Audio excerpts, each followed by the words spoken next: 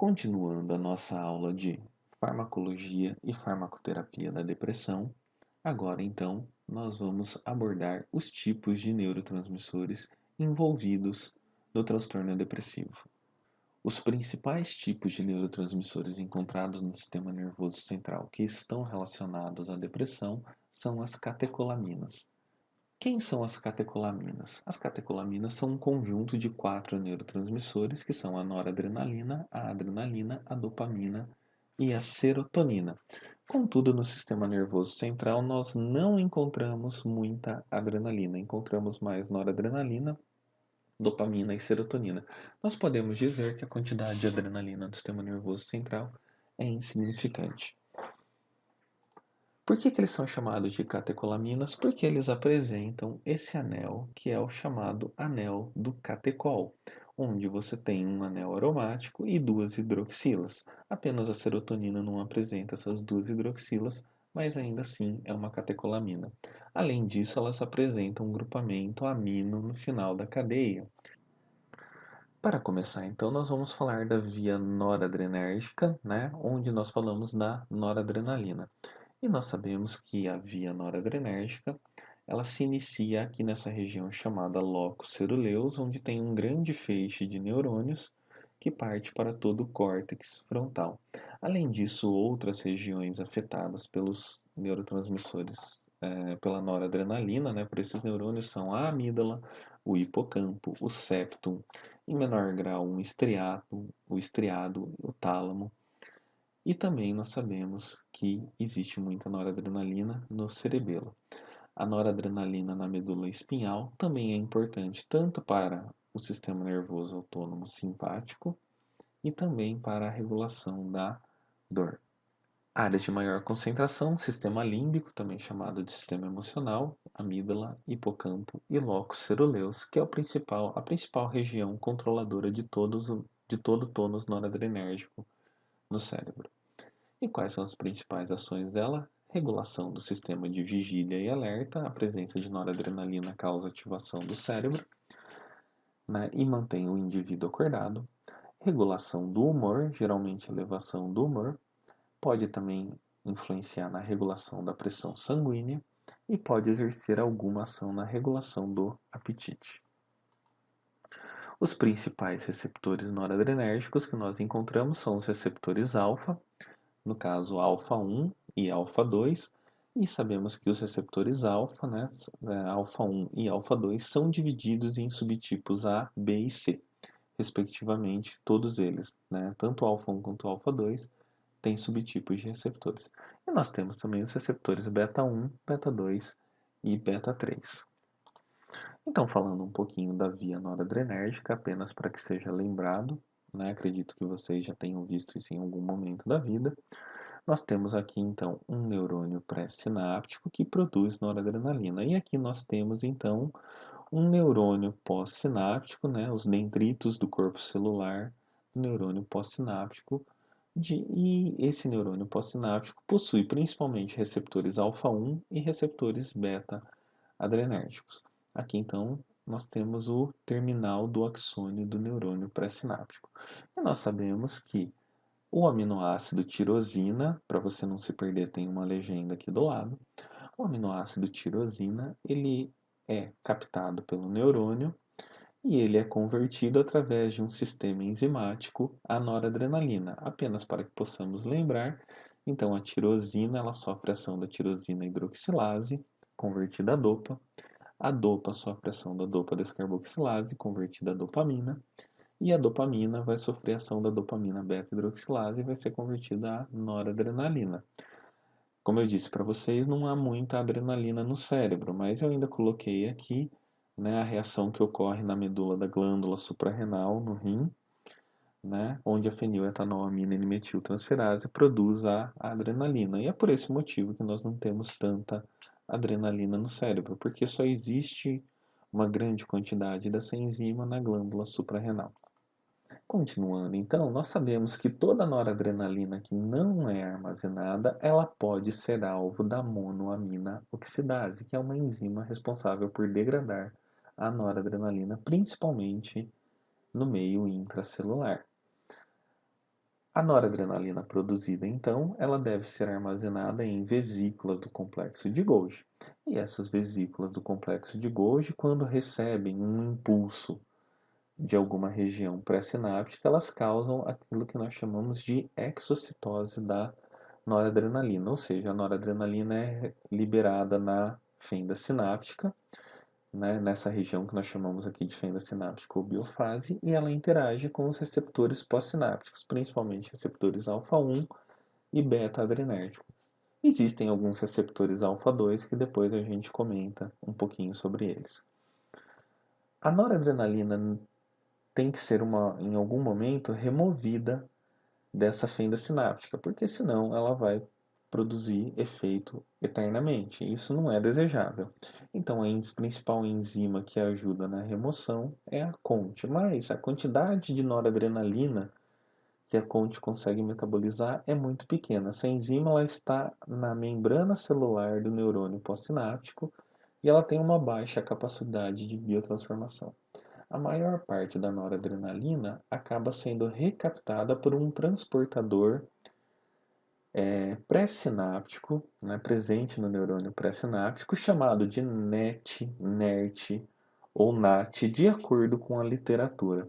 Nesse gráfico eu acabei nomeando como NERT, mas em alguns momentos das aulas seguintes pode ser que ele apareça como NAT ou como NET, né, por um descuido na questão da referência que eu estava utilizando ter trocado e eu não ter percebido.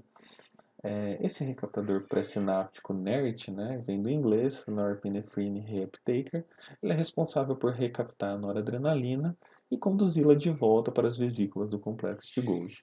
Um outro mecanismo de regulação da liberação da noradrenalina é a atuação dos receptores alfa-2 pré-sinápticos, que eles vão fazer o quê? Um feedback negativo, diminuindo a liberação da exocitose, diminuindo a exocitose da noradrenalina. A dopamina e a via dopaminérgica têm semelhanças muito grandes com a via noradrenérgica, até porque nós vimos que o aminoácido é o mesmo e a rota sintética é a mesma. Nós sabemos então que a dopamina ela é importante para o controle motor na via nigroestriatal e vai estar associada à doença de Parkinson. Nós sabemos que ela é importante nas emoções, né, no sistema recompensa, e essa utilização essa ação da dopamina nas emoções e no sistema recompensa, ela é muito utilizada no tratamento da depressão, principalmente para que o paciente tenha melhora do seu quadro emocional e também para que ele comece a sentir prazer em algumas coisas. Ela também é responsável pelo controle endócrino e também atua na zona do vômito. Onde nós encontramos grande quantidade de dopamina, principalmente na substância negra ou substância nigra, passando pelo tálamo até o estriato. Essa via aqui está relacionada principalmente ao controle motor e à doença de Parkinson. A via que mais nos interessa é essa aqui que passa pelo córtex pré-frontal, né, que é a via mesocortical aqui, que tem também interação com a amígdala, com o hipotálamo e com a hipófise, né, e também com o hipocampo aqui. Olhando assim, você pode pensar aqui, né, e se você comparar com o slide onde eu mostrei para vocês, onde tinha as concentrações de noradrenalina, você pode pensar, nossa, mas tem muito menos dopamina no cérebro do que noradrenalina, né? Não, na realidade isso não é verdade. A dopamina é o neurotransmissor, a catecolamina que existe em maior quantidade, em maior concentração no nosso cérebro. Já a noradrenalina ela é mais dispersa, mas a quantidade dela é menor. Quais são os receptores de dopamina, né? Os receptores D1, que são receptores excitatórios, ativam a adenilato ciclase, e os receptores D2, D3 e T4, que inibem a adenilato ciclase. E da mesma forma aqui eu vou mostrar para vocês a rota sintética da tirosina, da dopamina, que é muito parecida com a da noradrenalina, né? E tá a legendinha aqui do lado, certo? Mesma coisa, eu vou falar aqui. Alguns autores vão usar DERT, né? Recaptador de dopamina, né? Do inglês dopamine reuptaker.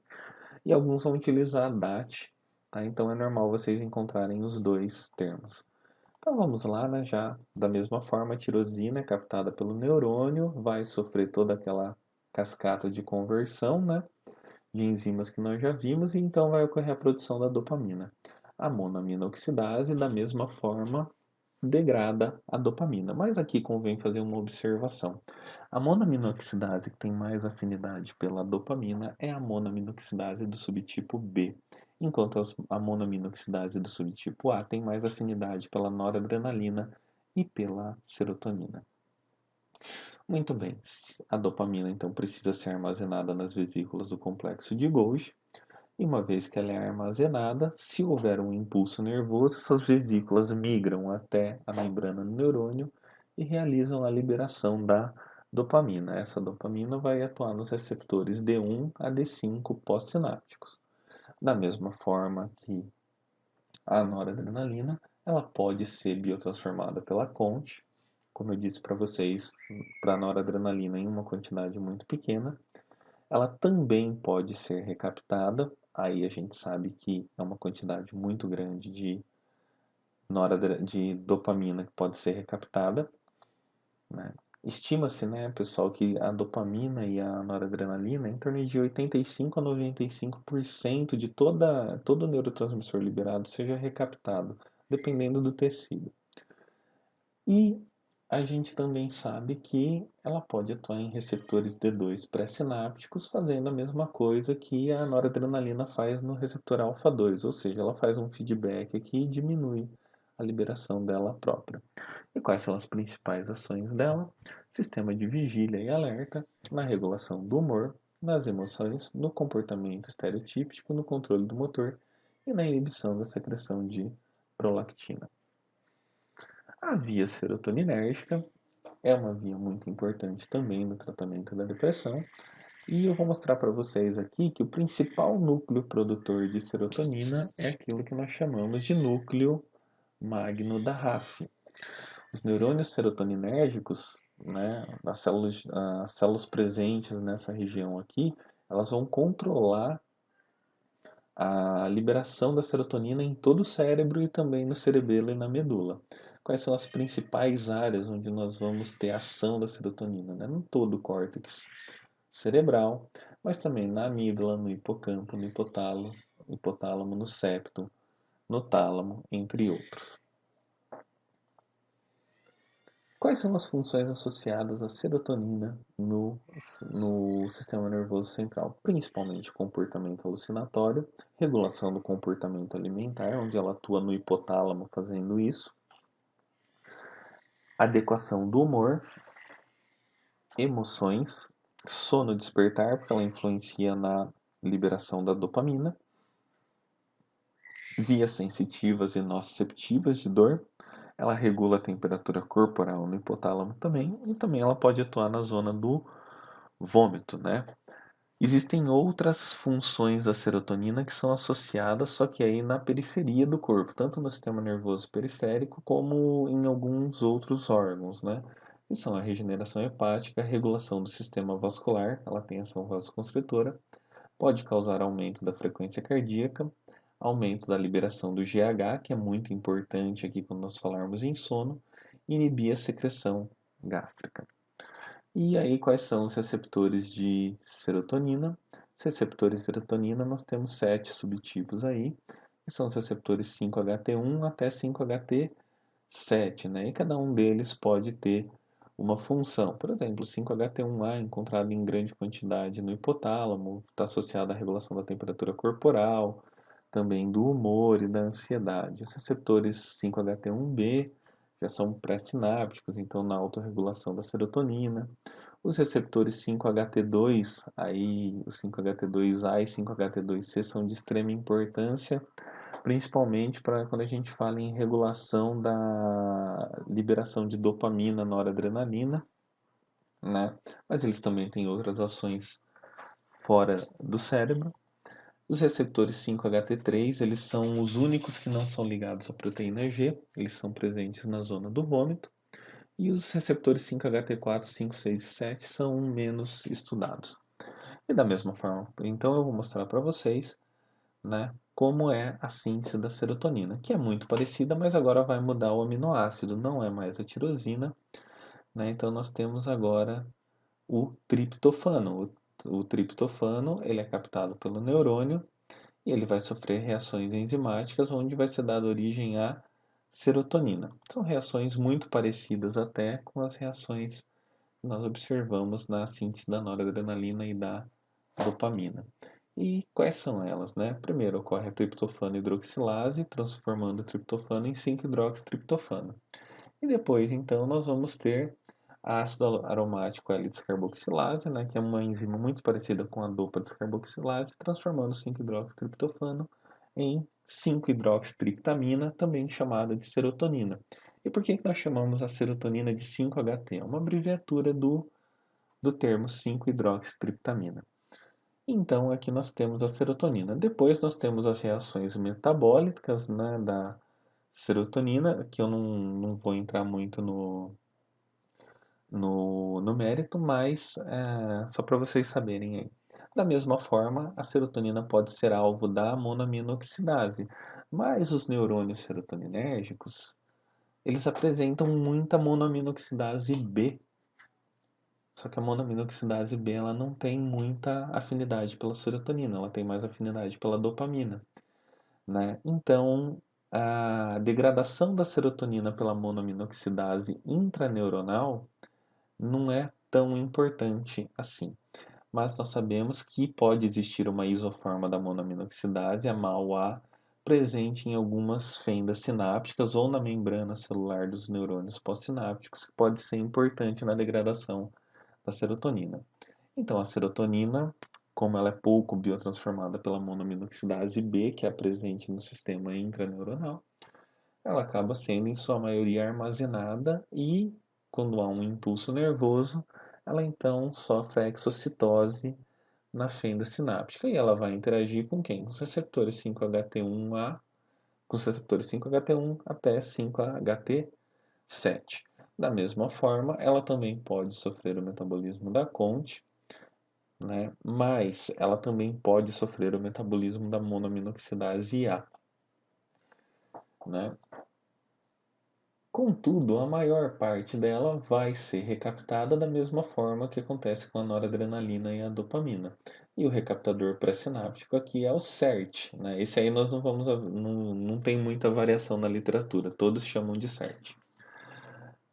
E da mesma forma, a serotonina ela pode atuar tanto nos receptores 5-HT1 e 5-HT2, principalmente 5-HT2A pré-sinápticos, diminuindo sua própria liberação.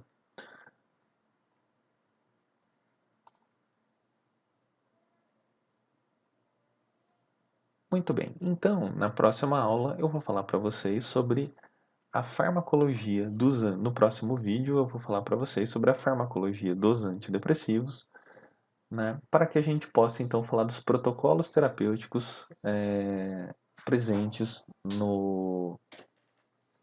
presentes na farmacologia da depressão.